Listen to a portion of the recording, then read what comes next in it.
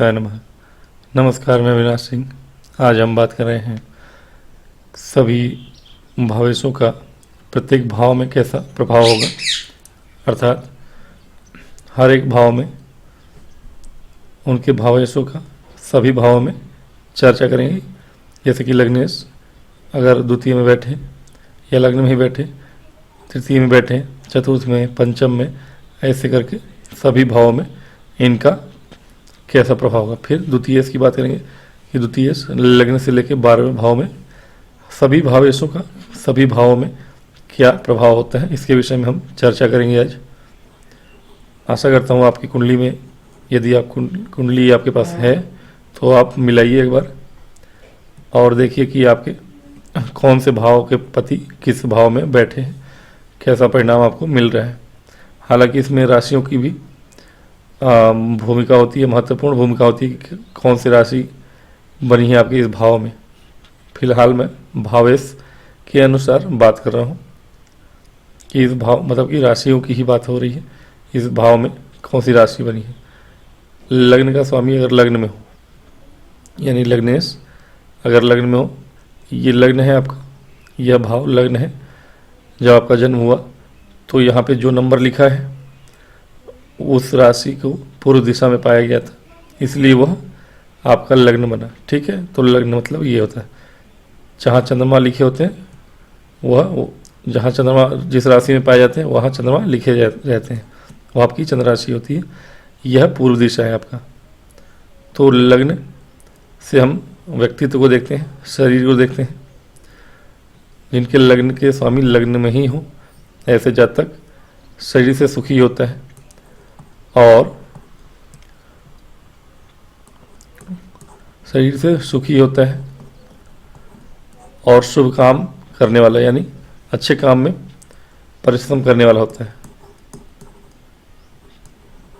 परिश्रमी तो होता ही है, लेकिन शुभ काम में परिश्रम करता है, अच्छे काम में परिश्रम करता है। हालांकि और स्वाभिमानी भी होता है, ऐसा जातक जो होता है स्वाभिमानी, लेकिन चंचल बुद्धि का होता है। ऐसे जातक के पास थोड़ी सी टिकने वाली प्रवृत्ति नहीं होती, चंचल मन होता है ऐसे जातक का। ऐसा कहा जाता है चंचल मन वाला होता है यदि आपके लग्न के स्वामी लग्न में ही बैठे हों। मतलब कि मान लीजिए कि यहाँ एक नंबर लिखा है, मंगल आपके लग्न के पति हैं और मंगल यहीं पे बैठे, राजयोग बना, राजयोग बन रहा है। या फिर 2 नंबर लिखा हो तो शुक्र हुए, शुक्र आपके यहीं पर। कुल मिला के यहाँ जो भी बैठेगा वो राजयोग ही बनाएगा। जिस भाव के भावपति यहाँ बैठते हैं, लग्न के स्वामी लग्न में बैठे तो केंद्र में बैठेंगे तो वो आपको राजयोग बना के देंगे। अब राजयोग बनने का मतलब है, और केंद्र से राजयोग बनेगा आपका, तो जो चारों ग्रह हैं आपके, 4 ग्रह आपके पंच महापुरुष राजयोग बनाते हैं। इसके अतिरिक्त भी केंद्र को राजयोग बन सकता है और भी राजयोग बन सकते हैं। शनि कहीं ना कहीं चंद्रमा और सूर्य से उस तरह का राजयोग नहीं पाया जाता है, लेकिन हाँ चंद्रमा और सूर्य से भी अलग और अन्य तरह के राजयोग मिलते हैं आपको। चंद्रमा से गज के योग देखने को मिल सकता है अगर गुरु से केंद्र में हो, या त्रिकोण के स्वामी होके अगर बैठे हों, केंद्र त्रिकोण राजयोग बन सकता है, अन्य राजयोग बन सकते हैं। बहुत सारे राजयोग होते हैं। हाँ, पंच महापुरुष राजयोग में 4 ग्रह ही आपके काम आते हैं। तो उसमें आपको मंगल के 2 राशियाँ मिल जाएंगी, लग्न की बात कर रहे हैं, और शुक्र की 2 राशियाँ मिल जाएंगी आपको, बुध की 2 राशियाँ मिल जाएंगी, गुरु की 2 राशियाँ मिल जाएंगी, शनि की 2 राशियाँ मिल जाएंगी, 10 और 11 एक्चुअली सभी मिल जाएंगे आपको। बचेंगे सिर्फ सूर्य और चंद्रमा ही। तो एक तरह से सूर्य चंद्रमा अगर केंद्र त्रिकोण के स्वामी होकर यहाँ बैठेंगे या यहाँ के स्वामी होकर यहाँ बैठे तो भी ठीक है।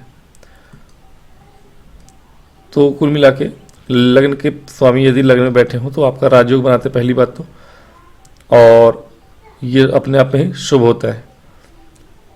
हालांकि ऐसे जातक को 2 स्त्रियां प्राप्त होती हैं, ऐसा कहा जाता है। पूर्व जन्म में होती थी, पूर्व काल में होती थी, 2 पत्नी वाला कहा जाता है। फिर भी चंचल बुद्धि होती है ऐसे जातकों की, जैसा मैंने कहा। तो चंचल बुद्धि होने के कारण परिस्त्रीगामी भी कहा गया है,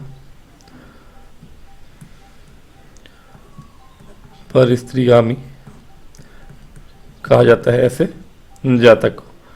लग्न के स्वामी लग्न में बैठे हो तो ऐसा जातक सुंदर होता है, सुशील होता है, सारे गुण होते हैं उसके अंदर, परिश्रमी होता है, शुभ काम करने वाला होता है। अब ये परिश्रमीगामी ये सदा ऐसा नहीं है, ये वहीं पे देखने को मिलेगा आपको जहाँ पे शुक्र राजयोग बना रहे होंगे।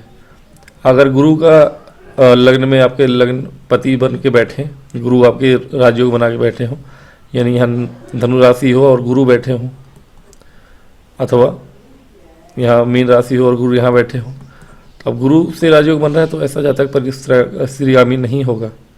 यहाँ तक कि बुध भी हो, मंगल में भी सध्या मंगल में हो सकता है, क्योंकि मंगल यहाँ पर मांगलिक दोष बनाते हैं तो वो हो सकता है। लेकिन हाँ, अगर बुध की राशि भी है और गुरु की राशि, तो उसमें इस तरह के कंडीशन अप्लाई नहीं होते हैं। हाँ, शुक्र की राशि हो या मंगल की तो उसमें कंडीशन अप्लाई हो सकते हैं, ये वाले भी।